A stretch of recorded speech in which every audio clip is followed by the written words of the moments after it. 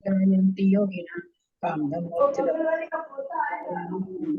अविरल सत्य प्रचारि सकल भूतल कलंका विरूपासित सरस्वती अर्थ दूरितम अज्ञानति अज्ञान ज्ञान गया श्री परम गुरुभ्यो नमः परंपराचार्य गुरुभ्यो नमः सकल कलुषम श्रीशां परिवर्त्य पुण्य समानतम जीवन प्रतिबोध कारकम पुण्य प्रकाश पापण शास्त्र श्री आदिम पुराण श्री ग्रंथ करता है श्री सर्वज्ञ उत्तर ग्रंथ करता है श्री देवा गिरिचितम सोता है गौतम मंगलम वस्तु मंगलम सर्व मंगल प्रधान जैनम जय तु शासनम जैनम जय तु शासनम जैनम जय तु शासनम सरस्वती नमस्तुभ्यं वरदे कामरूपिणी विद्यारंभं करिष्यामि सिद्धिर्भवतु मे सदा। वात्सल्य जिह्वानी माता की जय। परम मांगलिक पद्म पुराण ग्रंथ राज की जय। रवि सेनाचार्य की जय। पन्नालाल जी साहित्यकार पढ़ाई दीप में विराजमान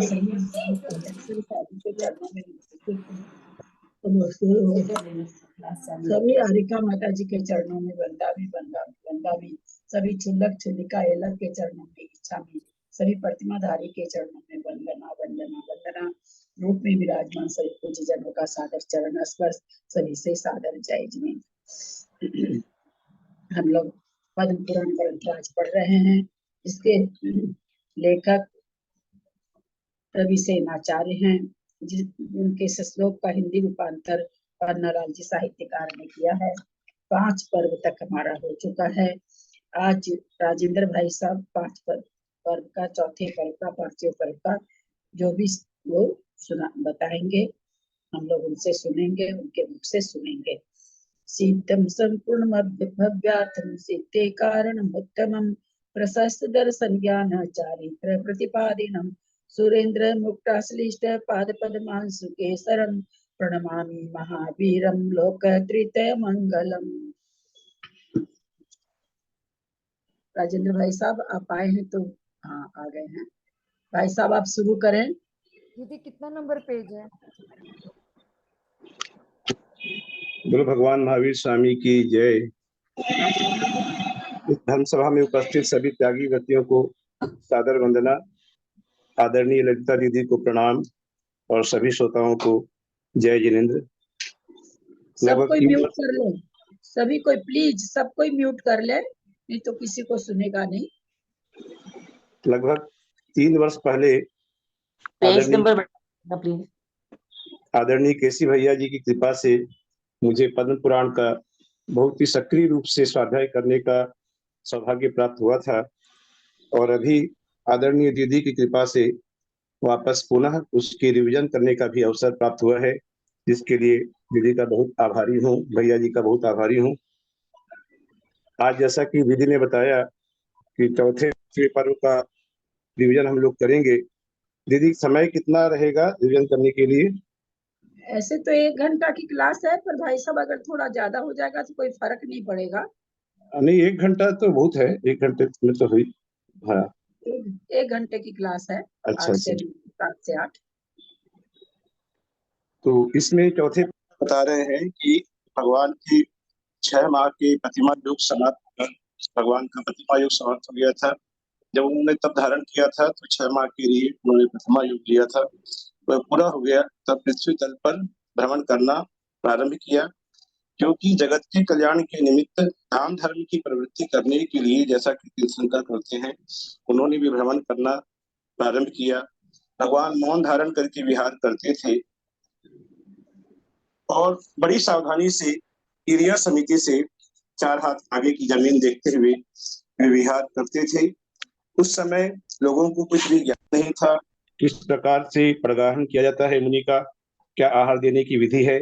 तो यह ज्ञान नहीं होने के कारण सब अपने अपने हिसाब से उन्हें विभिन्न प्रकार के कोई वाहन, कोई वस्त्र आदि ला ला करके समर्पित करते थे, लेकिन उनसे तो उनको कोई प्रयोजन नहीं था। जिन्हें वे छोड़कर आए थे उन वस्तुओं से कोई प्रयोजन नहीं था। ऐसे में एक दिन महल के शिखर पर खड़े हुए राजा श्यामस ने उन्हें स्नेहपूर्ण दृष्टि से देखा और देखते ही राजा को पूर्व जन्म का स्मरण हो आया। यहाँ पर पूर्व जन्म का जो स्मरण हो आया, यह बहुत संक्षेप में यहाँ पर वर्णन आया है। आदि पुराण में हम लोगों ने पढ़ा है कि भगवान की पूर्व के 10 भावों का वर्णन वहां पर बहुत ही विस्तार के साथ दिया गया है, जिसमें यह वर्णन पढ़ने को मिलता है कि राजा श्यामस अपने पूर्व भाव में निर्नामा नाम की एक कन्या थी, जो कि बहुत ही दरिद्र कुल में उत्पन्न हुई थी।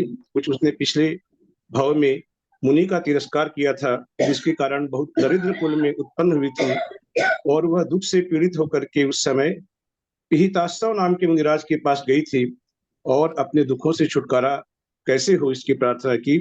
उस समय पिहिताश्रव मुनिराज ने उन्हें जिनगुण संपत्ति नाम का व्रत दिया था और जिस व्रत के प्रभाव से वह निर्नामा स्वर्ग में स्वयं ऐशान स्वर्ग में स्वयं प्रभा देवी हुई और उसी ऐशान स्वर्ग में भगवान आदिनाथ के पूर्व का जीव, जो कि महाबल राजा जिसने सल्लेखना पूर्वक मरण किया था, वह ललितांग देव हुआ था।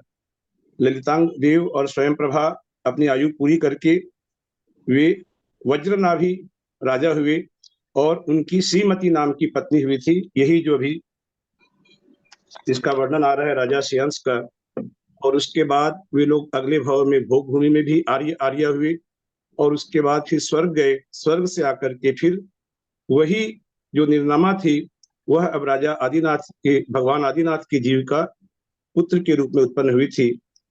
तो उसने जो श्रीमती की पर्याय में जो आहार दान दिया था, वज्रनाभि राजा के साथ में मुनि को आहार दान दिया था, उस पूर्व जन्म का राजा श्यामस को स्मरण हो गया और वे बड़ी स्तुति पाठ आदि करते हुए प्रदक्षिणा दे करके उन्होंने रत्नमयी पात्र से अर्घ्य देकर उनके चरण धोए और कलश में रखा हुआ इक्षु का शीतल जल लेकर विधि पूर्वक श्रेष्ठ पारणा कराई, आहार दिया।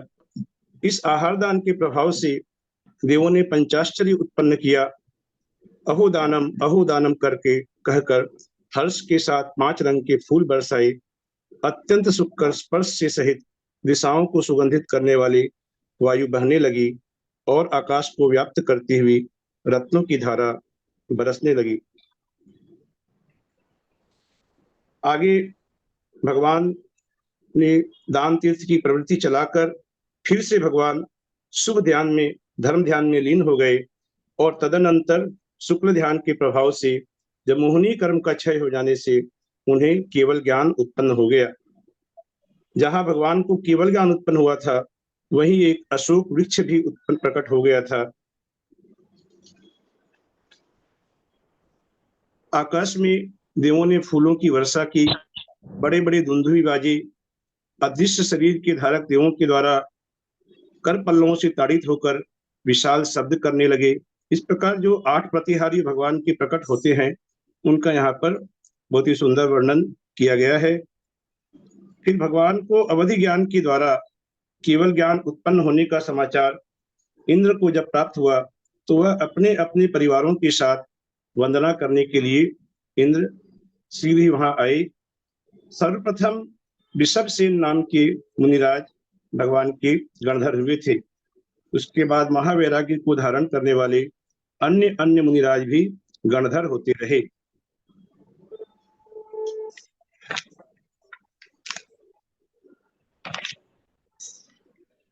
भगवान को जब केवल ज्ञान प्राप्त हुआ तो उनकी दिव्य ध्वनि खिरने लगी और उन्होंने जो उपदेश दिया भव्य जीवों को, जो वहां समावसरण में उपस्थित थे, उनको जो उपदेश दिया, उसमें सबसे पहले उन्होंने धर्म की बात कही। क्या कहा कि इस त्रिलोकात्मक संसार में हित चाहने वाले लोगों को धर्म ही एक परम शरण है। धर्म की बात उन्होंने कही, धर्म ही परम शरण है। जिस प्रकार हम लोग पूजा में कहते हैं, पढ़ते हैं, केवली पन्नतम धम्मम शरणम पवज्जामि, तो केवली भगवान के द्वारा अपने धर्म ही उसी की शरण है, बाकी अन्य कोई शरण नहीं है। इसलिए हे भव्य प्राणियों, तुम सब धर्म का संग्रह करो। धर्म के संग्रह करने के बिना सुख की कल्पना करना किस प्रकार का है। तो भगवान ने कहा कि बिना मेघों की जिस प्रकार वृष्टि की कल्पना करना या बिना बीज के अनाज की उत्पन्न होने की कल्पना करना, पंगु मनुष्य यदि चलने की इच्छा करता है, गूंगा मनुष्य जिसे बोलने की शक्ति नहीं है वो यदि बोलने की इच्छा करता है, या अंधा मनुष्य देखने की इच्छा करता है, उसी प्रकार धर्म के बिना सुख प्राप्त करने की इच्छा करना भी उसी प्रकार से निरर्थक है। इस प्रकार भगवान ने बहुत ही सारगर्भित उपदेश दिया और धर्म के बारे में कहते हुए कहा कि 5 अणुव्रत, 3 गुणव्रत और 4 शिक्षा व्रत यह गृहस्थों का धर्म है। जो 12 व्रत बताए गए श्रावक के, उनके बारे में कहा 5 अणुव्रत, 3 गुणव्रत और 4 शिक्षा व्रत, ये जो 12 व्रत होते हैं यह गृहस्थों का धर्म है। जो गृहस्थ अंत समय तक सब प्रकार के आरंभ का त्याग कर शरीर में भी निष्क्रिय हो जाते हैं तथा समता भाव से मरण करते हैं, वे उत्तम गति को प्राप्त होते हैं, ऐसा भगवान ने बताया था। और मुनियों का धर्म क्या बताया कि 5 महाव्रत, 5 समितियां और 3 गुत्थियां, यह 13 प्रकार का जो चरित्र होता है यह मुनियों का धर्म है।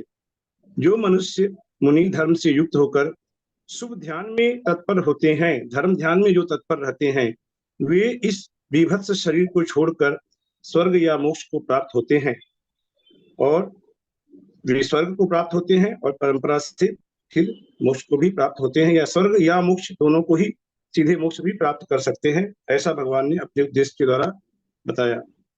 भगवान के उस समूह शरण में 84 गणधर थे। यह प्रश्न पूछा जा सकता है कितने गणधर थे भगवान के, तो 84 गणधर थे। पेज नंबर बताइए दीदी। पेज नंबर 61 है दीदी, जो मैं बीच बीच से पढ़ रहा हूँ, पूरा रीडिंग करके नहीं पढ़ रहा हूँ, बीच बीच से समझ लीजिए कि परीक्षा के अपेक्षा से ही, परीक्षा के अनुसार जो प्रश्न आ सकते हैं उन पर ही ज्यादा फोकस करके थोड़ा थोड़ा पढ़ रहा हूँ। अभी जो चल रहा है वो 61 चल रहा है, जिसमें भगवान के कितने गणधर थे ये बताया गया है कि भगवान के 84 गणधर थे, और भगवान के उस समोषण में वहां 84,000 उत्तम तपस्वी साधु थे। गणधर 84 थे और साधु 84,000 थे। जो सभी साधु अत्यंत निर्मल हृदय के धारक थे तथा सूर्य और चंद्रमा के समान प्रभा से संयुक्त थे। इन सबसे प्रवृत्त होकर भगवान ने समस्त पृथ्वी पर विहार किया था। भगवान ऋषभ देव का पुत्र राजा भरत चक्रवर्ती की लक्ष्मी को प्राप्त हुआ था, और उसी के नाम से, भरत क्षेत्र के नाम से, यह भरत क्षेत्र के नाम से प्रसिद्ध हुआ था। यह जो क्षेत्र है यह भरत क्षेत्र के नाम से, भरत के नाम से ही प्रसिद्ध हुआ था। भगवान ऋषभ देव के कितने पुत्र थे, तो यहाँ बता रहे कि 100 पुत्र थे, जो एक से एक बढ़कर तेजवान थे और कांति से सहित थे। और अंत में सभी 100 के 100 पुत्र जो हैं समण पद अर्थात मुनि पद धारण कर परम निर्वाण धाम को प्राप्त हुए थे, जो कि कितने ही महान गौरव गाथा थी कि भगवान के सभी पुत्र, उनको निर्वाण प्राप्त हुआ। सभी 100 पुत्रों को, उन 100 पुत्रों के बीच भरत चक्रवर्ती प्रथम पुत्र थे, जो कि सज्जनों के समूह से सेवित अयोध्या नाम की सुंदर नगरी में भरत चक्रवर्ती रहते थे। चक्रवर्ती का वैभव कैसा था यह बताते हुए बता रहे हैं कि उसके पास 9 रत्नों से भरी हुई अक्षय 9 निधियां थी, जो कि नियम है, 9 निधियां चक्रवर्ती के पास होती हैं। 99,000 खाने थी, 3 करोड़ गाय थी। कितनी गाय न, 3 करोड़ गाय थी, 1 करोड़ हल थे, वायु के समान वेग वाले 18 करोड़ घोड़े थे। ऐसा महावैभव भरत चक्रवर्ती के पास था। 14 रत्न थे और 96,000 स्त्रियां थीं। यह भी नियोग होता है कि चक्रवर्ती को, कोई भी चक्रवर्ती को 96,000 स्त्रियां होती हैं। यहाँ भी वर्णन आया है कि 84,000 उनकी स्त्रियां थीं। राजा भरत के छोटे भाई बाहुबली, जिनके नाम हम सभी जानते हैं, वे बाहुबली कहाँ के राजा थे, तो पोदनपुर नगर में भरत के तेरे भाई राजा बाहुबली रहते थे। वह अत्यंत शक्तिशाली थे, और मैं और एक ही पिता के पुत्र है, अहंकार से सदा के विरुद्ध रहता था।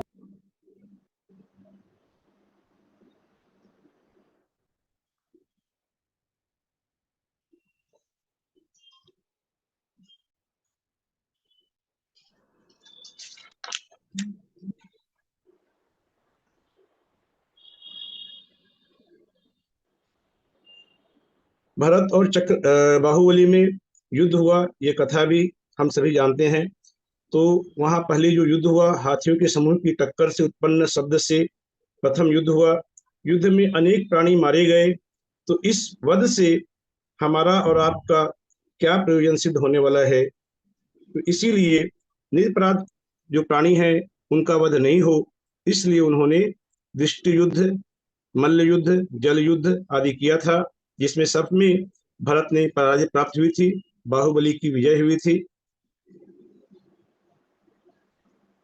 और इस घटना से बाहुबली का मन विरक्त हो गया, बहुत से विरक्त हो गया, और उन्होंने सभी वस्त्राभूषण उतार कर फेंक दिए और 1 वर्ष तक मेरु पर्वत के समान निष्कंप खड़े रहकर प्रतिमा योग धारण किया था। उनके शरीर में अनेक वामियां लग गई थी, बड़े बड़े सांप और श्यामा आदि की लताओं ने उन्हें वेष्टित कर दिया था।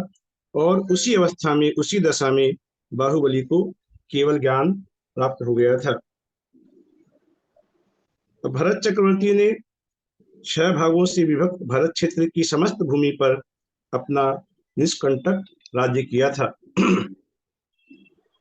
भरत चक्रवर्ती जिस समय चक्रवर्ती पद में थे, राजा थे, 6 खंड की भूमि के राजा थे, उस समय भगवान आदिनाथ ने तो 3 वर्ण की उत्पत्ति की थी, क्षत्रिय, वैश्य और शूद्र, इन 3 वर्णों की उत्पत्ति की थी। अब ब्राह्मणों की उत्पत्ति को भी किसने किया? ब्राह्मण वंश। वो भरत चक्रवर्ती ने ब्राह्मण वंश चलाया, ऐसा वर्णन हमें यहाँ पढ़ने को मिलता है। ब्राह्मणों की उत्पत्ति किस प्रकार हुई, ये कथानक कहते हुए यहाँ कहते हैं कि एक बार अयोध्या नगरी के समीपवर्ती प्रदेशों में देव, मनुष्य तथा तिर्यंचों से वेष्टित भगवान ऋषभ देव आकर विराजमान हुए। उन्हें आया देखकर राजा भरत बहुत ही संतुष्ट हुआ और मुनियों के उद्देश्य से बनवाया हुआ नाना प्रकार का उत्तमोत्तम भोजन नौकरों से लिवाकर भगवान के पास पहुंचा। वहां जाकर उसने भक्ति पूर्वक भगवान ऋषभ देव को तथा अन्य समस्त मुनियों को नमस्कार किया और पृथ्वी पर दोनों हाथ टेक कर यह वचन कहे, हे भगवान, मैं याचना करता हूँ, आप लोग मुझ पर प्रसन्न होइए और मेरे द्वारा तैयार कराई हुई यह उत्तमोत्तम भिक्षा ग्रहण कीजिए। भरत के ऐसा कहने पर भगवान ने कहा कि हे भरत, जो भिक्षा मुनियों के उद्देश्य से तैयार की जाती है वह उनके योग्य नहीं है। मुनिजन उद्दिष्ट भोजन ग्रहण नहीं करते, वे मुनि तृष्णा से रहित हैं। भगवान के इस प्रकार के वचन सुनकर भरत चिरकाल तक ये विचार करता रहा और कहता रहा कि जिन भगवान का यह व्रत महान कष्टों से भरा हुआ है, इस व्रत के पालन करने वाले मुनि अपने शरीर में निष्प्रिय रहते हैं, दिगंबर होते हैं, धीर वीर तथा समस्त प्राणियों पर दया करने में तत्पर रहते हैं। भोजन के सिवाय अन्य आवश्यक वस्तुएं भी इनके लिए भक्ति पूर्वक अच्छी मात्रा में देता हूँ, क्योंकि इन लोगों ने जो धर्म धारण किया है वह मुनि धर्म का छोटा भाई ही तो है। भरत ने महावेशशाली अपने इष्ट पुत्रों को भेजकर पृथ्वी तल पर विद्यमान समस्त सम्यक दृष्टि लोगों को निमंत्रण दिया। इस कार्य से समस्त पृथ्वी पर बड़ा कोलाहल मच गया। लोग कहने लगे कि अहो, मनुष्यजन सम्राट भरत बहुत भारी दान देने के लिए उद्यत हुए हैं। जो मिथ्या दृष्टि थे वे भी धन की तृष्णा से मायामयी सम्यक दृष्टि बनकर इंद्र भवन की तुलना करने वाले सम्राट भरत के भवन में पहुंचे। भरत के भवन में आंगन में बोए हुए जौ, धान, मूंग, उड़द आदि अंकुरों से समस्त सम्यक दृष्टि पुरुषों को की छांट अलग कर ली और उन्हें जिसमें रत्न पुरवाया गया था ऐसे सुवर्णमय सुंदर सूत्रों के चिन्ह से चिन्हित कर भवन के भीतर प्रविष्ट करा लिया। तृष्णा से पीड़ित मिथ्या दृष्टि लोग भी चिंता से व्याकुल हो दीन वचन कहते हुए दुख रूपी सागर में प्रविष्ट हुए। राजा भरत ने उन सावकों के लिए इच्छानुसार दान दिया। भरत द्वारा सम्मान पाकर उनके हृदय में दुर्भावना उत्पन्न हुई और वे इस प्रकार विचार करने लगे कि हम लोग वास्तव में महापवित्र तथा जगत का हित करने वाले कोई अनुपम पुरुष हैं, इसीलिए तो भरत ने बड़ी श्रद्धा के साथ हम लोगों की पूजा की है। इसी गर्व से समस्त पृथ्वी तल पर वे फैल गए और किसी धन संपन्न व्यक्ति को देखकर याचना करने लगे। भरत ने कहा कि आज मैंने भगवान की समौ शरण में निम्नांकित वचन सुना है। वहां कहा गया है कि भरत ने जो इन ब्राह्मणों की रचना की है सो वे वर्धमान तीर्थंकर के बाद कलयुग नामक पंचम काल आने पर पाखंडी और अत्यंत उद्धत हो जाएंगे। ऐसा वहां पर भगवान आदिनाथ ने पहले ही कह दिया था, जो कि आज हम लोग साक्षात देख रहे हैं। तो धर्म बुद्धि से मोहित होकर अर्थात धर्म समझकर प्राणियों को भी मारेंगे, बहुत भारी कसाय से युक्त होंगे और पाप कार्य करने में तत्पर होंगे। इस प्रकार की जो अवस्था दिखाई पड़ रही है वह सब उस समय में भगवान आदिनाथ ने कह दी थी। इस प्रकार ये चौथे पर्व का जो स्वाध्याय पूरा होता है। अब आगे पंचम पर्व में जो 4 महावंश प्रसिद्ध हैं, उन 4 महावंश के बारे में गौतम स्वामी के राजा श्रेणिक से कहते हैं। 4 महावंशों में पहला इक्ष्वाकु वंश है, और दूसरा ऋषि वंश अथवा चंद्रवंश है, तीसरा विद्याधरों का वंश है, और चौथा हरिवंश है, जो संसार में प्रसिद्ध कहा गया है। तो यहाँ पर जो इक्ष्वाकु वंश है उसे सूर्य वंश भी कहते हैं, और ऋषि वंश अथवा चंद्रवंश है। ये 4 प्रकार के वंशों का यहाँ पर नाम आया। भगवान ऋषभ देव की दूसरी रानी से बाहुबली नाम का पुत्र हुआ था, जिसके सोमयश नाम का सुंदर पुत्र उत्पन्न हुआ था। सोम नाम चंद्रमा का है, सो उसी सोमयश से सोमवंश अर्थात चंद्रवंश की परंपरा चली है।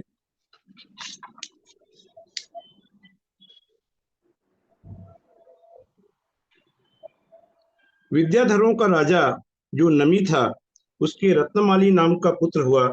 रत्नमाली के रत्नवज्र के रतरथ आदि बहुत बड़ी वंशावली यहाँ पर दी गई है कि किसके पुत्र कौन हुए, किसके पुत्र कौन हुए। लेकिन मूल में विद्याधरों का राजा जो नमी था, वहां से इनका वंश आरंभ होता है। तो नमी विनमी के बारे में आदि पुराण में बहुत सुंदर कथानक पढ़ने को मिलता है। ये नमी विनमी जो दो थे, भगवान की पत्नी के माने भगवान के साले के पुत्र थे ये दोनों, नमी और विनमी। और भगवान जब तप धारण कर लिए थे, उस समय ये आकर उनके चरणों से लिपट गए, और चरणों से लिपट करके ये कहने लगे साफ साफ कि हे भगवान, आपने तो अपने पुत्र और पौत्रों में सारी संपत्ति वितरण कर दी और हमारे लिए कुछ नहीं छोड़ा, तो हमें भी संसार के भोग चाहिए, हमें भी ऐश्वर्य चाहिए। इस प्रकार से वे चरणों से लिपट करके भगवान के तप में कुछ बाधा उत्पन्न करने की स्थिति हो गई। उस समय धर्मेंद्र का आश्रम कंपायमान हुआ, और धर्मेंद्र ने आकर के काफी समझाया, लेकिन वे नहीं माने। और उनकी भक्ति से प्रभावित होकर के धर्मेंद्र ने उन्हें जो विद्याधर पर्वत पर जो दोनों श्रेणियां हैं, उन दोनों श्रेणियों में एक का राजा नमी को बनाया और एक का विनमी को बनाया, और यहाँ से ये वंश का आरंभ यहाँ पर कहा गया है। इसी विद्याधरों के वंश में, जिस विद्याधरों के वंश की बात अभी चल रही है, उसी में एक विद्युद्दढ़ नाम का राजा हुआ था, जो दोनों श्रेणियों का स्वामी था इन्हीं के वंश में। और वह राजा किसी समय विदेश क्षेत्र में गया था। वहां उसने आकाश से ही निर्ग्रंथ मुद्रा के धारी संजयंत मुनि को देखा, जो कि ध्यान में आरूढ़ थे, पर्वत के समान निश्चल थे। विद्युद्दढ़ ने उन मुनिराज को लाकर पंचगिरी नामक पर्वत पर रख दिया, और इनका वध करो, इस प्रकार की प्रेरणा अन्य विद्याधरों को देने लगा। फिर भी मुनिराज अपनी चर्या से नहीं डिगे, और मुनिराज को केवल ज्ञान उत्पन्न हो गया। उसी समय मुनिराज का पूर्व भाव का भाई धर्मेंद्र आया। धर्मेंद्र जो है वह पूर्व भाव का भाई था। उसने विद्युद्दढ़ की सारी विद्याओं का हरण कर लिया, और तब धर्मेंद्र ने कहा कि तुम्हें इन्हीं संजयंत मुनिराज के चरणों में तपश्चरण संबंधी क्लेश उठाने से फिर भी विद्याएं सिद्ध हो सकती हैं, कि जिन विद्याओं का हरण कर लिया था वे पुनः विद्याएं सिद्ध हो सकती हैं, लेकिन खोटा कार्य करने से ये विद्याएं सिद्ध होने पर भी पुनः नष्ट हो जाएंगी। विद्या यदि वापस से सिद्ध हो गई तो फिर बुरे कार्य मत करना, अन्यथा ये पुनः नष्ट हो जाएंगी। यह सब होने के बाद धर्मेंद्र ने संजयंत मुनिराज से पूछा, विद्युद्दढ़ ने आपके ऊपर इतना घोर उपसर्ग क्यों किया।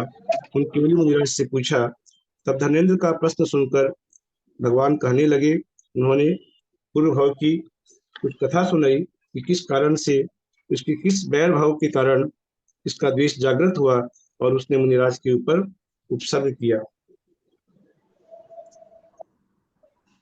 आगे इन विद्याधरों के बहुत ही विस्तार पूर्वक इनके वंश का वर्णन किया गया है। और भगवान ऋषभ देव का युग समाप्त होने पर, पिछले पर्व में भगवान ऋषभ देव का हमने केवल ज्ञान उत्पन्न हुआ था या पढ़ा था, उनका युग समाप्त होने पर इस पृथ्वी पर जो उत्तम भाव थे वे हीन हो गए, क्योंकि बहुत लंबा काल उस समय था जब भगवान का मोक्ष हो गया और दूसरे तीर्थंकर का आविर्भाव हुआ, तो उस समय उत्तम भाव हीन होने लगे और परलोक संबंधी क्रियाओं में के प्रति लोगों में शिथिलाचार आने लगा। ऐसे समय में इक्ष्वाकु वंश में उत्पन्न हुए राजा जब कालक्रम से अतीत हो गए, तब अयोध्या नगरी में एक धरणीधर नाम का राजा उत्पन्न हुआ।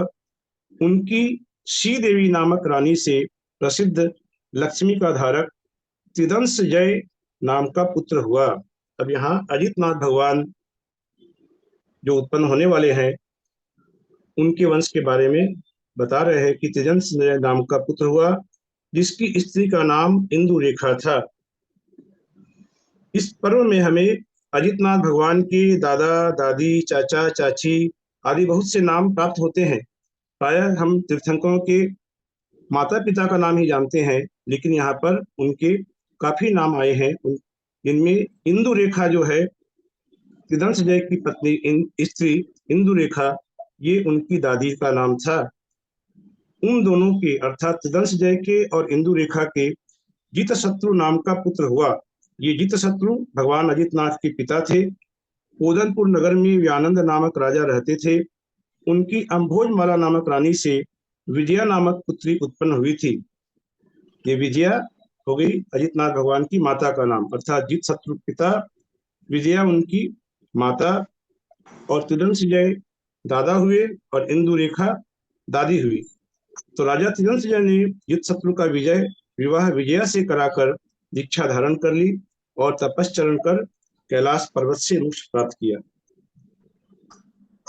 और इधर विजया और जितशत्रु से भगवान अजितनाथ का जन्म हुआ, जिनका अजित नाम प्रसिद्ध हुआ। अजितनाथ भगवान की सुनैना, नंदा आदि अनेक रानियां थीं। एक दिन भगवान अजितनाथ किसी सुंदर उपवन में गए। वहां उन्होंने कमलों का विशाल वन देखा।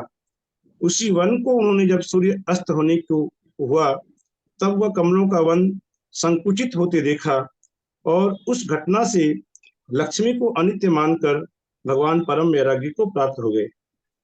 और उन्होंने पिता, माता और भाइयों से पूछकर पूर्व विधि के अनुसार दीक्षा धारण कर ली।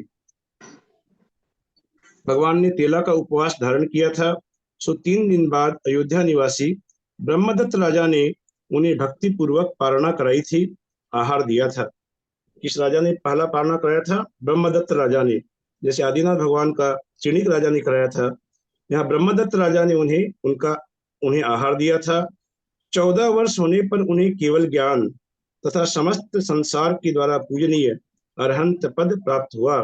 14 वर्ष का उनका तप काल था। 14 वर्ष के बाद भगवान को केवल ज्ञान उत्पन्न हो गया। इनके पादमूल में रहने वाले 90 गणधर थे। वहां हमने पढ़ा था 84 गणधर थे भगवान आदिनाथ के, इनके 90 गणधर थे और 1 लाख साधु थे।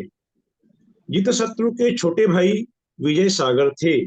अब उनके चाचा जी कौन थे, उनका नाम भी आ गया कि भगवान अजितनाथ के चाचा थे विजय सागर, जो कि जितशत्रु के छोटे भाई थे। उनकी स्त्री का नाम सुमंगला था, अर्थात सुमंगला भगवान की चाची थी।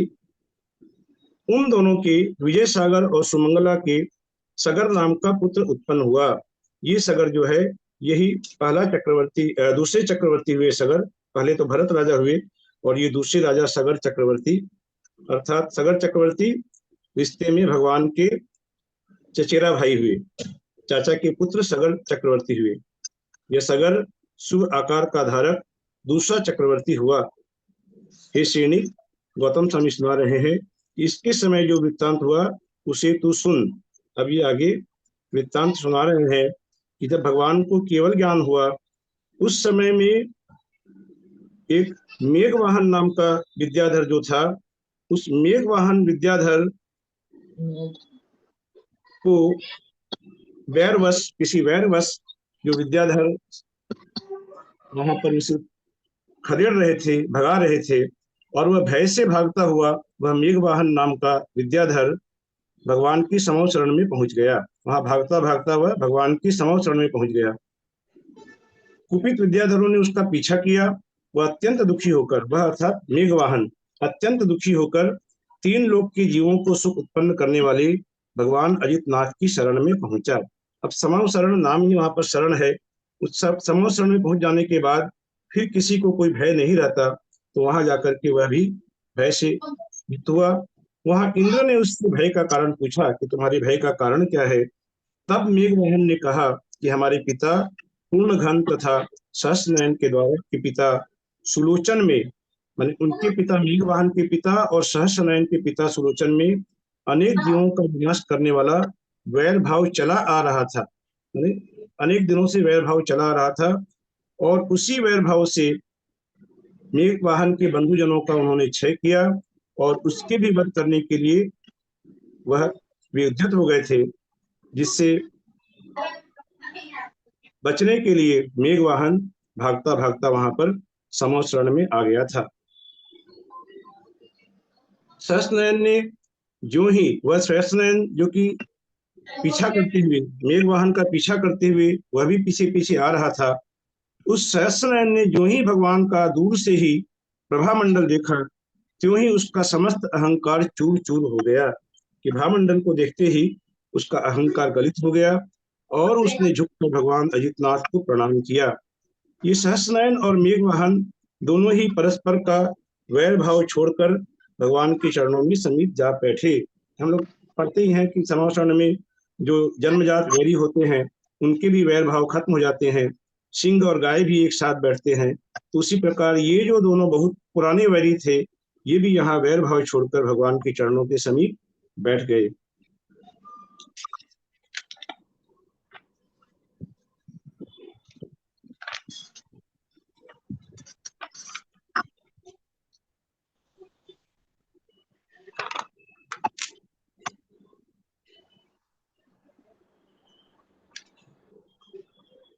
बधु म्यूट कर तू तेरे जो काफी कुछ कथा वगैरह हुई है, इससे प्रश्न नहीं बने हैं, इसलिए मैं इस पोर्शन को छोड़ दे रहा हूँ। हाँ, आगे का जिन्हें भगवान के समौ शरण में राक्षसों के इंद्र, वहां पर राक्षसों के इंद्र का नाम आया है भीम और सुभीम। ये जो राक्षसों के इंद्र थे, वे बड़े प्रसन्न होकर के मेघवाहन से कहने लगे कि हे विद्याधर के बालक, तू धन्य है जो सर्वज्ञ अजित जिनेन्द्र की शरण में आया है। जो सर्वज्ञ भगवान है, उनकी शरण तुम्हें प्राप्त हुई है। इसीलिए कह रहे हैं कि तू धन्य है। हम दोनों पर तुझ पर संतुष्ट हुए हैं। कौन दोनों? वे भीम और सुभीम, क्योंकि वे भगवान के पास पहुंच गए हैं, उनकी भक्ति कर रहे हैं मेघवाहन। इसीलिए वे जो दोनों भीम और सुभीम नाम के इंद्र थे, राक्षसों के इंद्र, वे कहते हैं कि हम दोनों तुम पर संतुष्ट हुए हैं। अतः जिससे तेरी सर्व प्रकार से स्वस्थता हो सकेगी, यह बात हम तुझसे इस समय कहते हैं, सो तू ध्यान से सुन। तू हम दोनों की रक्षा का पात्र है। बहुत भारी मगरमच्छों से भरे हुए इस लवण समुद्र में अत्यंत दुर्गम तथा अतिशय सुंदर हजारों महाद्वीप हैं। उन महाद्वीपों में कहीं गंधर्व, कहीं किन्नरों के समूह, कहीं यक्षों के झुंड, और कहीं किम पुरुष देव क्रीड़ा करते हैं। उन द्वीपों के बीच एक ऐसा द्वीप है जो राक्षसों की शुभ क्रीड़ा का स्थान होने से राक्षस द्वीप कहलाता है, और उसका विस्तार 700 योजन लंबा और उतना ही चौड़ा, अर्थात 700 योजन ही चौड़ा है। उस राक्षस द्वीप के मध्य में मेरु पर्वत के समान त्रिकुटाचल नाम का विशाल पर्वत है, जो किसके समान है? मेरु पर्वत के समान है। वह पर्वत अत्यंत दूर प्रवेश है, अर्थात उस पर्वत में पाना बहुत कठिन है, और उत्तमोत्तम गुहा रूपी गुहों से सबको शरण देने वाला है। वह 9 योजन ऊंचा और 50 योजन चौड़ा है। मन को हरण करने वाले बाग बगीचों, कमलों से सुशोभित सरोवरों और बड़े बड़े जिन मंदिरों से वह नगरी इंद्रपुरी के समान जान पड़ती है। वह लंका नगरी दक्षिण दिशा की मानो आभूषण ही है। हे विद्याधर, तू अपने बंधु वर्ग के साथ उस नगरी में जा और सुखी हो। इस प्रकार इंद्र और भीम और सुभीम ने मेघवाहन की भक्ति से, भगवान की प्रति भक्ति से प्रसन्न होकर के उन्हें लंका नगरी प्रदान की, जो कि लंका नगरी का राजा बाद में रावण बना था। वह उस बहुत बड़ी वंशावली थी जिसमें बाद में आगे चल के रावण वहां पर राजा बना था, जिसकी कथा आगे हमें सारी सुनाई जाएगी कि किस प्रकार रावण लंका नगरी के ऊपर उसने विजय प्राप्त की और वह वहां का राजा बना था। इस प्रकार राक्षसों के इंद्र, भीम और सुभीम ने पूर्णघन के पुत्र मेघवाहन से कहा कि जिसे सुनकर वह परम हर्ष को प्राप्त हुआ, वह अजितनाथ भगवान को नमस्कार कर उठा। राक्षसों के इंद्र भीम ने उसे राक्षसी विद्या दी। उसे लेकर इच्छानुसार चलने वाले कामग नामक विमान पर आरूढ़ होकर वह लंकापुरी की ओर चला। मेघवाहन जो कहा तो भय से कांप रहा था, उनके भय से वह रक्षा करने के लिए दौड़ रहा था, रक्षा पाने के लिए, और कहा भगवान की शरण पाकर के उसको इतना अधिक ऐश्वर्य मिल गया, उसे राक्षसी विद्या भी प्राप्त हो गई और कामग नामक विमान पर आरूढ़ होकर लंकापुरी की ओर वह मेघवाहन चला।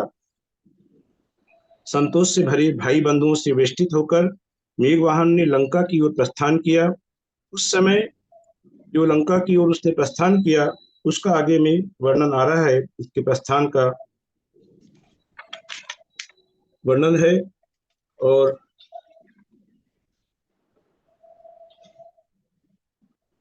सगर चक्रवर्ती ने कुछ प्रश्न पूछे थे यहाँ पर, तो कितने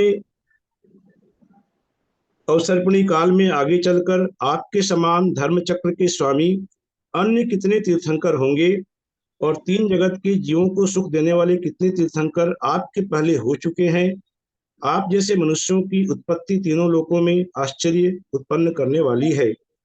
14 रत्न और सुदर्शन चक्र से चिन्हित लक्ष्मी के धारक कितने चक्रवर्ती और होंगे, और कितने बलभद्र होंगे, कितने नारायण होंगे, कितने प्रतिनारायण होंगे, आदि बहुत से प्रश्न भगवान अजितनाथ से पूछे।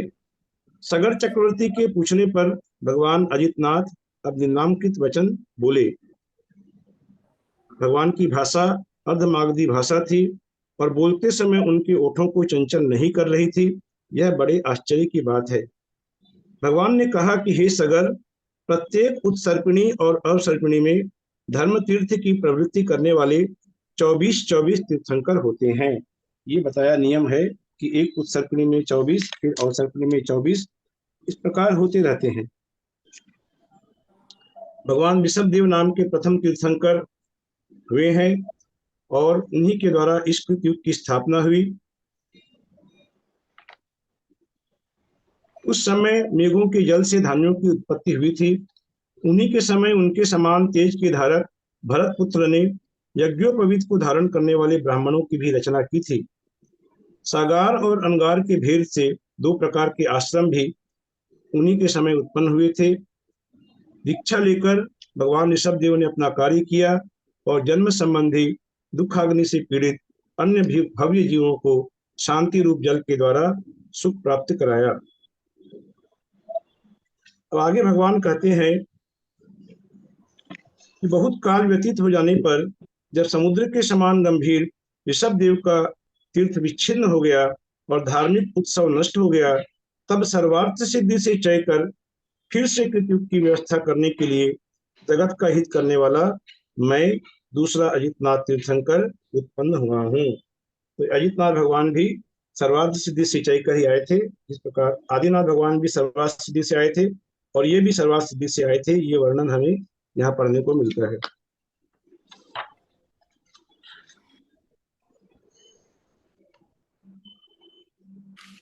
अब मुक्ति के कारण आगे बाकी के जो तीर्थंकर होंगे उनका सबका नाम एक एक करके बताया उन्होंने कि संभवनाथ, अभिनंदनाथ, सुमतिनाथ आदि सभी तीर्थंकरों का नाम बताया। ये तीर्थंकर इस अवसर्पिणी में आगे होने वाले हैं। ये इस अवसर्पिणी के 24 तीर्थंकर हैं। इन सभी का जन्मावतरण रत्नों की वर्षा से अभिनंदित हुआ। कि सभी का एक ही जन्म जब होगा तो रत्नों की वर्षा होगी और देवलोक क्षीर सागर के जल से सुमेरु पर्वत पर सबका जन्माभिषेक करेंगे, यह भी नियम है। जब भगवान महावीर रूपी सूर्य अस्त हो जाएगा तब इस संसार में बहुत से पाखंडी रूप जुगनू तेज को प्राप्त करेंगे, कि जो पाखंड जो रूप जो जुगनू है वह जुगनू ही उनका ही बोलबाला होगा और वे पाखंड पुरुष इस चतुर्गति रूप संसार रूपी कुएं में स्वयं तो गिरेंगे और मुंह से अंधे अन्य प्राणियों को भी गिरावेंगे। ऐसी भविष्यवाणी भगवान अजितनाथ ने उस समय की कि आगे चलकर ऐसा होने वाला है। चक्रवर्तियों में भरत प्रथम चक्रवर्ती हो चुके हैं, द्वितीय चक्रवर्ती सगर तुम विद्यमान हो ही, और उसके बाद आगे और भी चक्रवर्तियों के नाम बताए, सनत कुमार, मगवा, शांति, कुंथु, अर, सुभूम, महापद्म, हरिसेन, जयसेन और ब्रह्मदत्त, ये चक्रवर्तियों के नाम बताए।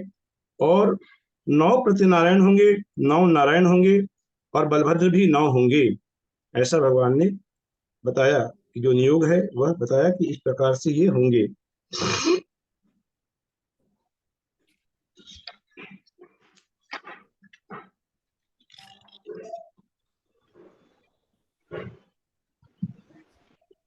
इधर मेघवाहन जो उसे राज्य मिल गया, राजा बन गया था मेघवाहन, तो मेघवाहन का वर्णन है कि मेघवाहन को वैराग्य प्राप्त होता है, वैराग्य किसी निमित्त से प्राप्त होता है, तो वह सोचता है मेघवाहन कि बड़ा आश्चर्य है इस बात का है कि जो मनुष्य लक्ष्मी का सद्भावना से आश्रय लेते हैं, यह लक्ष्मी उन्हें ही धोखा देती है।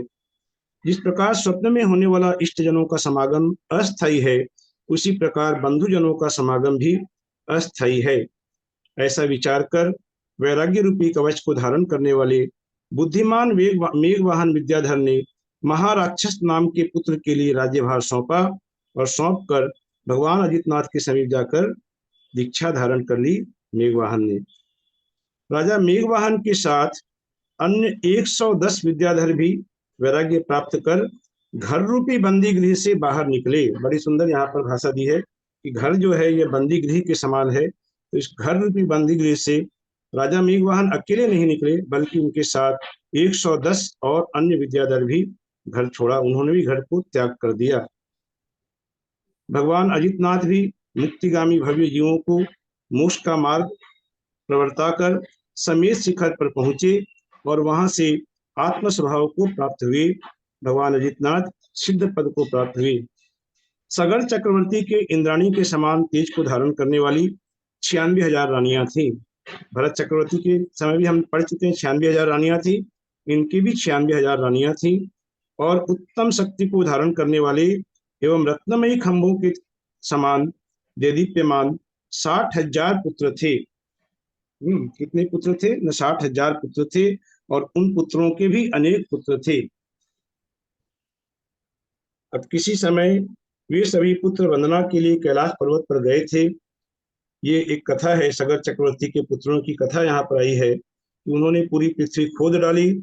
उस समय नागेंद्र जो है उसकी क्रोधाग्नि की ज्वाला से जिनका शरीर व्याप्त हो गया था, ऐसे वे सगर चक्रवर्ती के पुत्र भस्मीभूत हो गए। क्यों? उन्होंने वहां दंड रत्न से गहरी पृथ्वी खोद डाली थी, जिसे नागेंद्र का क्रोध भड़क उठा था और उसकी ज्वाला से वे सभी के सभी पुत्र भस्मीभूत हो गए थे। उन पुत्रों के बीच में भीम और भागीरथ नाम के पुत्र किसी तरह भस्म नहीं हुए थे। सगर चक्रवर्ती के पुत्रों की इस आकस्मिक मृत्यु को देखकर वे दोनों ही दुखी होकर सगर महाराज के पास गए और वहां उन्होंने इस समाचार के कहने पर चक्रवर्ती कहीं प्राण न छोड़ दें इस वियोग से, इसीलिए पंडित जनों से विचार करके भीम और भागीरथ को यह समाचार चक्रवर्ती से कहने के लिए मना कर दिया कि इस प्रकार का जो समाचार है, दुखद समाचार, एक बार में नहीं कहा जाए, उसे मना कर दिया। उस समय उन सबके मुख की कांति में किसी प्रकार का अंतर नहीं था। तदनंतर राजा, कुल, क्रमागत मंत्री, नाना विद्वज्जन सभी एकत्र होकर चक्रवर्ती के पास गए। उनके मुख की कांति में किसी प्रकार का अंतर नहीं था तथा वेशभूषा भी सब पहले के समान थी। सब लोग विनय से जाकर पहले ही के समान चक्रवर्ती के पास पहुंचे, नमस्कार कर सब यथास्थान पर बैठ गए। और उस समय एक वृद्धजन ने निम्नांकित वचन कहना शुरू किया कि हे राजन, आप संसार की इस अनित्यता को तो देखो, जिसे देखकर फिर संसार की ओर मन प्रवृत्त नहीं होता। जिसने 6 खंड की पृथ्वी को दासी के समान वश कर लिया है, उसके महापराक्रमी अर्ककीर्ति नाम का ऐसा पुत्र हुआ था, जिसके नाम से यह सूर्यवंश अब तक चल रहा है। अर्ककीर्ति के भी पुत्र हुआ था और उसके पुत्र को भी पुत्र हुआ था, परंतु इस समय वे सब दृष्टिगोचर नहीं है। इस प्रकार से वे थोड़ी बात को घुमा करके इस संवाद को कह रहे थे कि वे अभी आज कोई भी इस दुनिया में नहीं है। तो इसी प्रकार से जो आपके जो पुत्र हैं, महापुरुषों के विनाश का स्मरण कर हमारी छाती नहीं फट रही है। संसार में ऐसा कोई मनुष्य नहीं है जो इस विषय में उपमान हो सके कि जो अमर है, अजर है, ऐसा कोई मनुष्य आज तक उत्पन्न नहीं हुआ। इस प्रकार से उन्होंने थोड़ा प्रकारांतर से उन्हें इस समाचार को दिया कि उनके पुत्र इस दुनिया में नहीं है। ये पुत्र मुझे एक साथ नमस्कार करते थे, पर आज 2 ही पुत्र दिखाई पड़ रहे हैं, ऐसा सगर चक्रवर्ती ने देखा, और शेष पुत्र 6 को प्राप्त हो चुके हैं। ये आगत राजा लोग इस भारी दुख को साक्षात कहने में समर्थ नहीं है, इसलिए अन्योक्ति अर्थात दूसरे के बहाने से कुछ कह रहे हैं। ऐसा सगर चक्रवर्ती ने इस शोक समाचार को सुना तो उसने भागीरथ को राज्य लक्ष्मी सौंपी और स्वयं सगर चक्रवर्ती ने भी दीक्षा धारण कर ली। ऐसा वर्णन यहाँ पर पढ़ने को मिला है।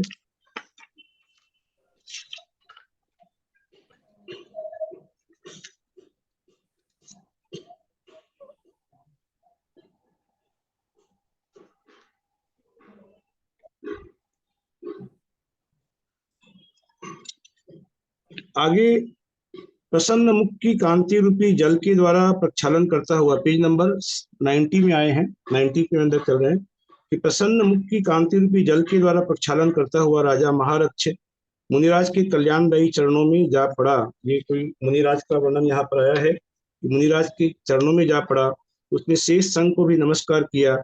मुनिराज के हृदय में जो उपसम भाव रूपी चंद्रमा विद्यमान था, उसकी किरणों के समान निर्मल दांतों की किरणों के समूह से चांदनी को प्रकट करते हुए मुनिराज ने क्या उपदेश दिया कि हे राजन, जिन भगवान ने एक अहिंसा के सद्भाव को ही धर्म कहा है, बाकी सत्य भाषण आदि सभी इसके परिवार हैं। कि जो धर्म जिसकी व्याख्या भगवान आदिनाथ ने सबसे पहले की थी अपने उपदेश में, उसी धर्म के बारे में ये कह रहे हैं मुनिराज कि अहिंसा के सद्भाव ही जो है वही मुख्य रूप से धर्म है, अहिंसा ही मुख्य रूप से धर्म है। बाकी जो सत्य, अचौर्य, ब्रह्मचर्य आदि जो हैं, वे सब इसके परिवार ही हैं। ऐसा मुनिराज ने उपदेश दिया कि संसारी प्राणी कर्मों के उदय से जिस जिस गति में जाते हैं, जीवन के प्रति मोहित होते हुए वे उसी उसी में प्रेम करने लगते हैं। एक ओर 3 लोक की प्राप्ति हो रही है और दूसरी ओर मरण की संभावना हो, तो मरण से डरने वाले प्राणी 3 लोक का लोभ छोड़कर जीवित रहने की इच्छा करते हैं। इससे जान पड़ता है कि प्राणियों को जीवन से बढ़कर और कोई वस्तु प्रिय नहीं है, इसीलिए सबको अपना जीवन प्रिय है। इसीलिए उनके सब प्राणियों की रक्षा करना यही हमारा धर्म है, और अहिंसा के सद्भाव को ही इसी अपेक्षा से धर्म कहा गया। सर्वप्रथम तो जीवों को मनुष्य पद प्राप्त होना दुर्लभ है। मुनिराज ने उपदेश दिया कि सबसे पहले तो मनुष्य भव प्राप्त होना ही बहुत दुर्लभ है, फिर सुंदर रूप का पाना, उससे के बाद धन समृद्धि आने का पाना, ये सब बहुत दुर्लभ है। आर्य कुल में उत्पन्न होना उससे भी अधिक दुर्लभ है, और विद्या का समागम होना, साथ साथ में आर्य कुल में उत्पन्न भी हो गए तो विद्या नहीं प्राप्त होती है, विद्या का समागम होना यह और भी दुर्लभ है। और उससे भी अधिक दुर्लभ क्या है? धर्म का समागम होना। ये सब कुछ मिल गया लेकिन उसके बाद भी धर्म के प्रति रुचि नहीं जागृत होती है, तो धर्म का समागम होना ही सबसे अधिक दुर्लभ है। इस प्रकार मुनिराज ने बहुत ही सारगर्भित उपदेश दिया। चोरी, परिस्थिति का समागम तथा महापरिग्रह की आकांक्षा, यह सब छोड़ने के योग्य है, क्योंकि यह सब जितने जो आकांक्षाएं हैं ये सब पीड़ा के कारण है। ऐसा उन्होंने बताया। उन मुनिराज को नमस्कार कर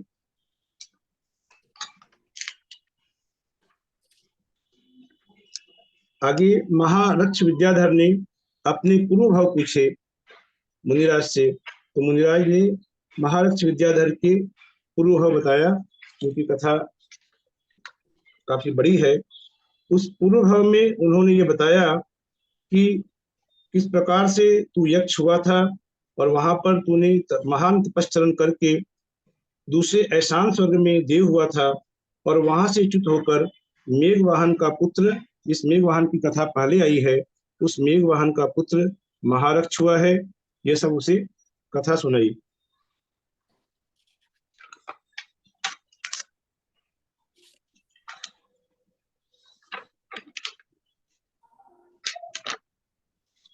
इस तरह पूर्व भाव में किए गए तपश्चरण के बल से पुरुष मनुष्य गति तथा देव गति में भोग भोगते हैं।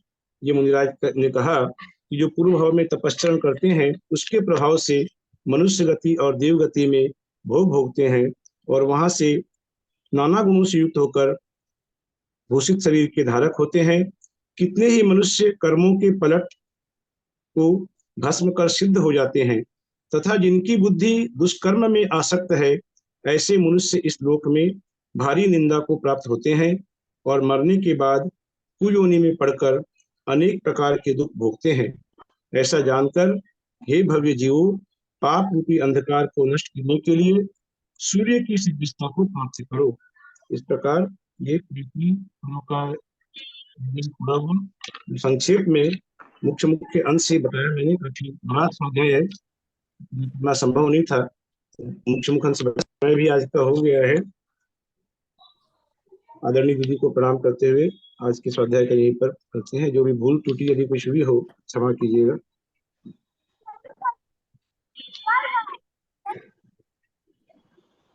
भैया जी, आदिनाथ भगवान के 101 पुत्र नहीं थे क्या? 100 भरत आदि और 1 बाहुबली।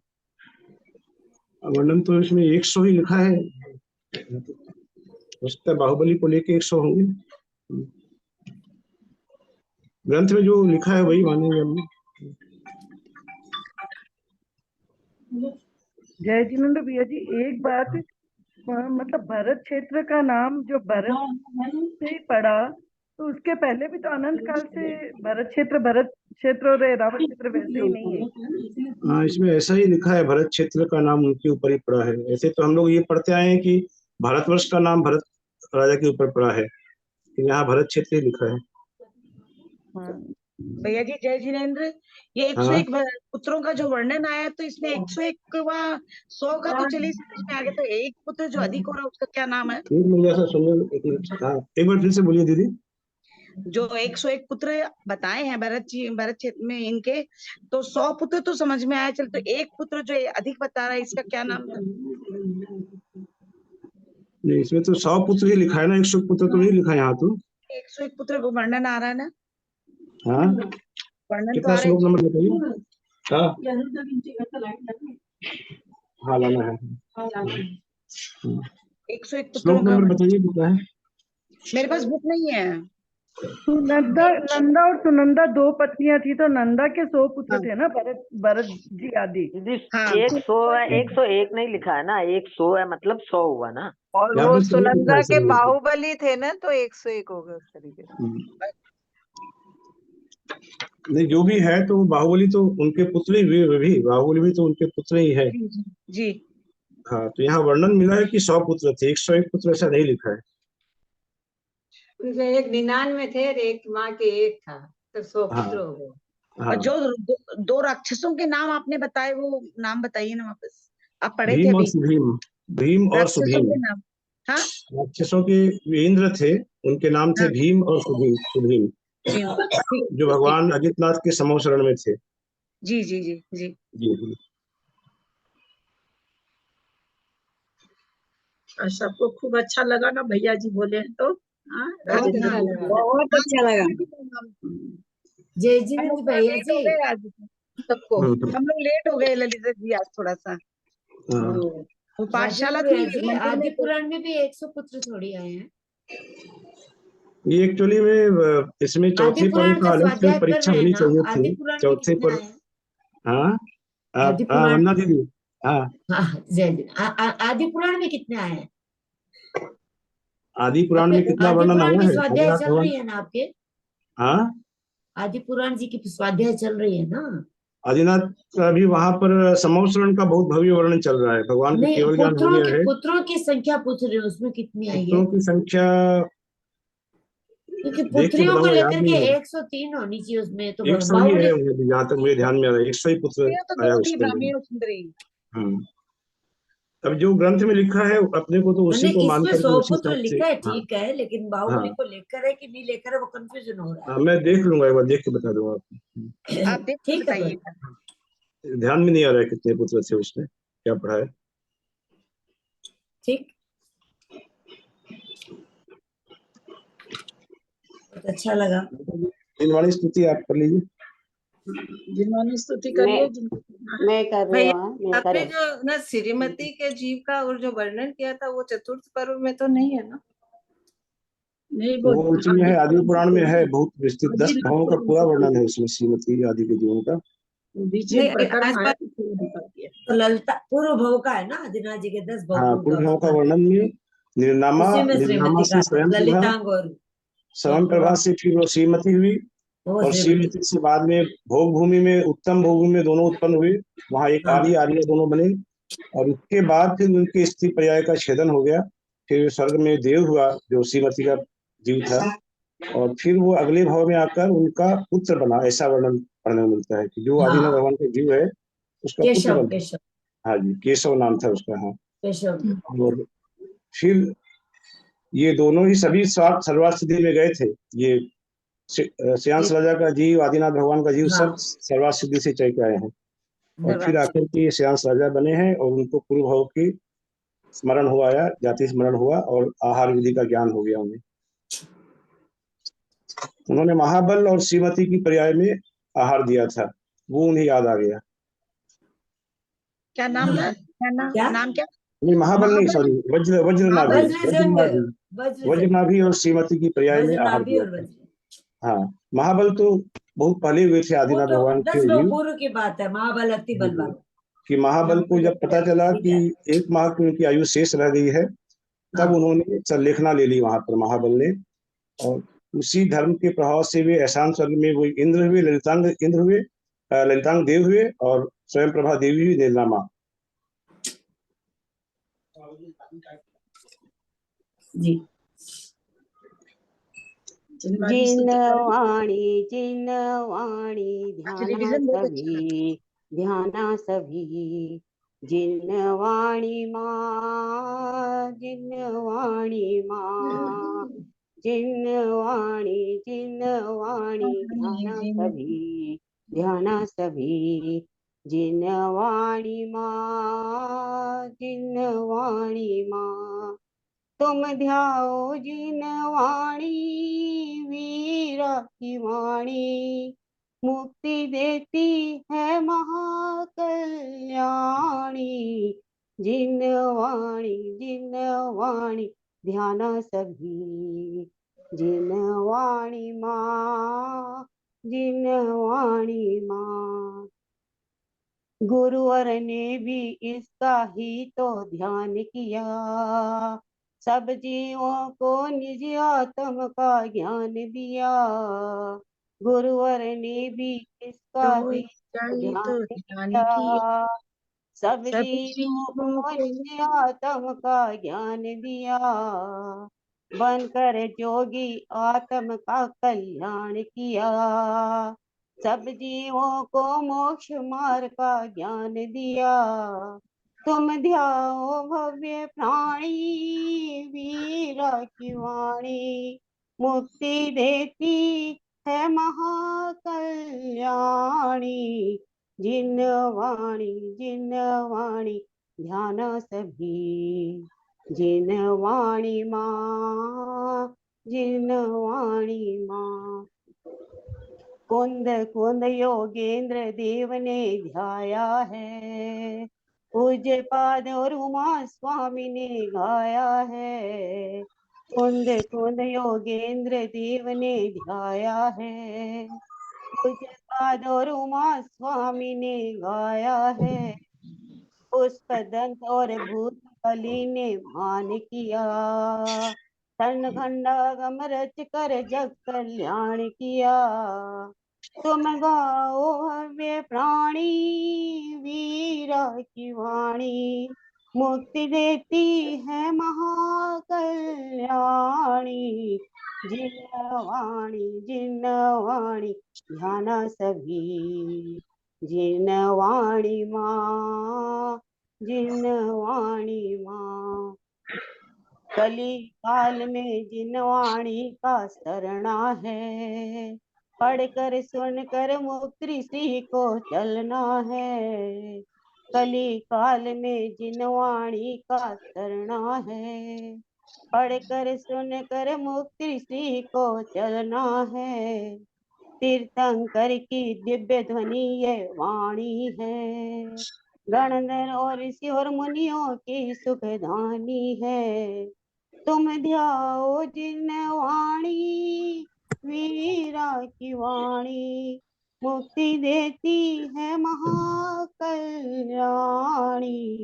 जिन वाणी ध्याना सभी, जिन वाणी माँ, जिन वाणी माँ।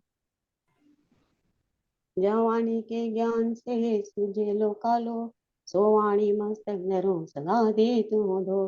हे जिन वाणी भारती तो जपु दिन रे, जो तेरा सरना लगे सुख आवे। नमो काल।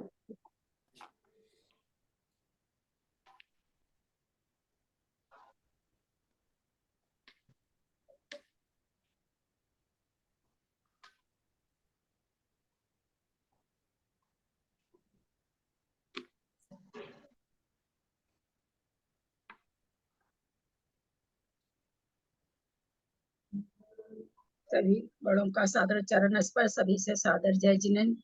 राजेंद्र भाई साहब का बहुत बहुत है पूरे ग्रुप की तरफ से। भाई साहब ने इतना समय निकाल करके हम लोगों के लिए कहा। सबको जय भाई साहब बड़ों का को प्रणाम, सभी को जय जय। बहुत बहुत धन्यवाद। तीसरे पर्व में लिखा हुआ है बड़ों को 200। सभी को सादर जय जिनेंद्र। अंजना व्रतधारियों को वंदना, सभी बड़ों को सादर प्रणाम, सभी से जय सभी जिनेंद्र। दीदी को प्रणाम, प्रणाम, सभी बड़ों को प्रणाम, सभी को जय सभी बड़ों को प्रणाम, सभी को जय जिनेंद्र। भैया जी को प्रणाम, ललिता जी को प्रणाम, बड़ों को प्रणाम, सबसे जय जिनेंद्र। तीसरे पर्व में लिखा सभी हुआ को है भैया जी को बोले थे वो जी। 261 नंबर में लिखा हुआ भरत आदि 100 पुत्र थे। भरत आदि पुराण में आदि क्या 100 पुत्र थे। इसमें आदि पुराण में? नहीं ये पद्म पुराण में ही हाँ पेज यहाँ नंबर तो 50। हाँ यहाँ तो 100 पुत्र लिखे हुए हैं। भरत आदि भी लिखा हुआ वर्ण ना। हाँ भरत आदि 100 पुत्र थे, वही 100 ही मानना होगा, 100 ही थे। सभी बड़ों को सादर प्रणाम, सभी को जय जय जिनेंद्र, सभी को जय जिनेंद्र। जय जिनेंद्र। जिनेंद्र। बड़ों को प्रणाम। सभी को सादर जय जय जिनेंद्र। जिनेंद्र, सबको जय जिनेंद्र। सबको जय जिनेंद्र, जय जिनेंद्र। दीदी को प्रणाम, सभी को जय जिनेंद्र। एंड करूं, एंड करूं। हाँ हाँ। 8:30 बजे आएगा ना पेपर। हाँ